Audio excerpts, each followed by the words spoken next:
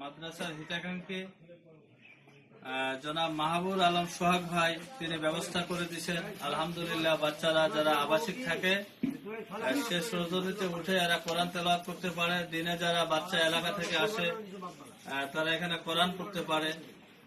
তো আল্লাহ তাআলা মাহবুব আলম সোহাগ ভাই এবং যারা দাতা সদস্য ছিল প্রত্যেককে আল্লাহ তাআলা যেন কবুল করেন। আমরা সকলে বলি আমিন। আল্লাহ তাআলা মাহবুব আলম সোহাগ ভাইয়ের জানে মালে যেন আল্লাহ তাআলা বরকত দান করেন এবং ভাইয়ের এক কন্যা সন্তান আছে ভাবি সহ তাদের প্রত্যেকের হায়াতকে আল্লাহ তাআলা যেন দারাজ করেন। বাকি জীবন সুস্থ থেকে দিনের খেদমত গুলি এভাবে আল্লাহ তাআলা যেন সোহাগ ভাইকে করার তৌফিক দান করেন। আমরা বলি আমিন। আমাদের ঘরে আরো কিছু কার্পেট শর্ট আছে, আল্লাহ তাআলা কোন ভাইয়ের মাধ্যমে আল্লাহ তাআলা যেন আরো ব্যবস্থা করায় দেন। আমরা সকলে দোয়া করবো তো ভাই ইনশাআল্লাহ। সবাই মাহবুব আলম সোহাগ ভাইকে সবাই সালাম দাও, বলো আসসালামু আলাইকুম ওয়া রাহমাতুল্লাহ।